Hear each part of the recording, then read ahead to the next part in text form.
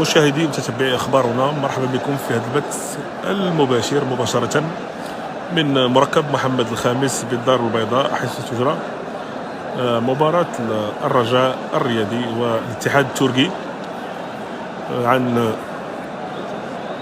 البطوله الاحترافيه. كما كتبوا معنا الجماهير ديال الرجاء كتوافد على مركب محمد الخامس من اجل الحضور هذه المباراه، اللي هي مباراه كتبقى مهمه بعد الفوزين اللي عرفتهم القلعه الخضراء بكل من سيمبا دار السلام، والفوز على فيبرس ب5-0 هنا في مركب محمد الخامس. الرجاء ما عندوش بديل على الفوز اليوم الا الفوز من اجل تعزيز مكانته في السباق على الصداره اللي كيتصدروا الجيش الملكي والفتح الرباطي والوداد الرياضي والرجاء الرياضي، اللي هما كيتنافسوا هذه السنه على بشراسه على البطوله الاحترافيه. كما كتبوا معنا جماهير الرجاء كتوافد دابا على الملعب، ولو انه مازال ساعتين على الملعب.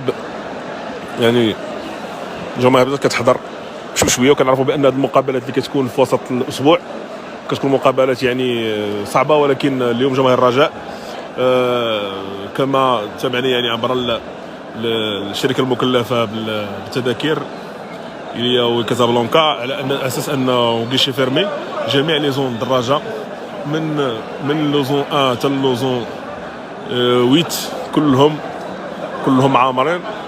هذه المباراه كتلعب شبابيك مغلقه في انتظار ان الجماهير توصل الرجاء. كاين واحد الاستثناء اليوم اللي هو لا زون 6 اللي هي المنطقه السادسه، اللي تم الاغلاق ديالها بعد مطالب ديال جمهور الرجاء اللي في المباراه اللي كانت لعبت هنا في مباشره بعد كاس العالم. كانت المنطقه اللي تكلموا عليها مجموعه من جماهير الرجاء قالوا بانها كتهتز، ولهذا السبب اليوم قرروا السلطات المحليه انها تخلي هذه المنطقه هذه اللي هي الان كتتابع معنا فيها عبر البث المباشر اللي انفاس معنا، اللي قررت السلطات المحليه انها تخليها وحتى شي حد ما يكون فيها، حفاظا على سلامه المتابعين والمتفرجين اللي كيجيو لهذه المنطقه هذه، في انتظار انه شنو الحل اللي غادي يدار في هذه البلاصه هذه. واش يكون فيها الناس قلال، واش لحد الان كنتسناو الرد ديال الشركه المكلفه بتهيئه الملعب اللي هي غادي تقرر بمعيه السلطات المحليه واللجنه اللي دارتها العموديه ديال الدار البيضاء باش انها تواكب هذا المركب محمد الخامس.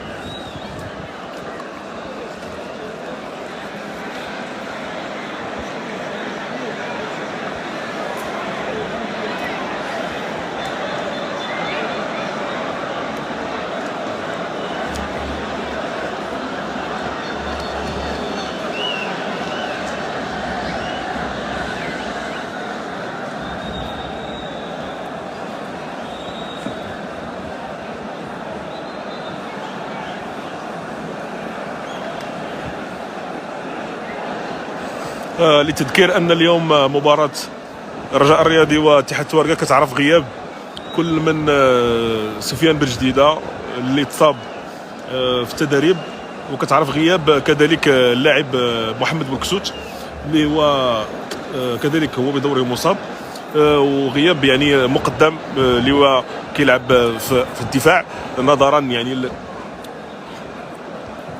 البطاقات الصفراء المتراكمه في هذه المباراه. هذو هما ثلاثه الغيابات اللي كتعرفهم هذه المقابله هذه، واضافه للحارس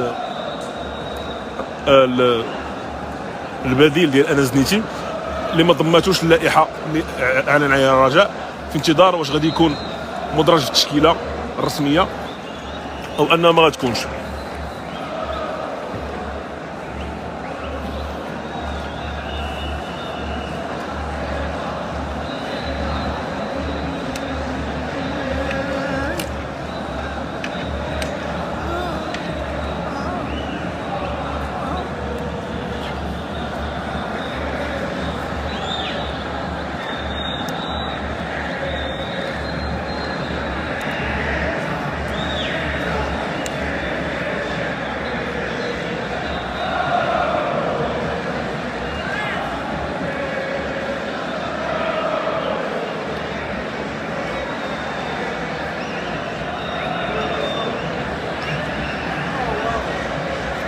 الرجاء كنتظروا يعني المباراه القادمه يوم السبت المقبل اللي مع الفريق ديال حوريه كوناكري، اللي كتكون مباراه يعني واحد المحك حقيقي، اللي هي من اقوى الفرق اللي كاينه في هذه المجموعه هذه، اضافه للسيمبا التنزاني اللي غيستقبلهم هنا الرجاء.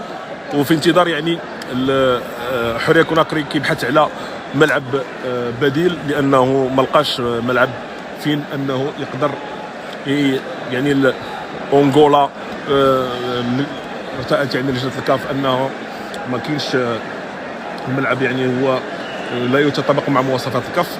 وفي انتظار انه يقال انه يعني الرجاء سيلعب في مالي، في انتظار يعني ايجاد حل فقط من طرف يعني البلد المستضيف. وفي حاله الى ما لقاوش ملعب فان الرجاء الرياضي سيفوز يعني بفورفي بهدفين لصفر في حاله الى ما لقاوش الملعب.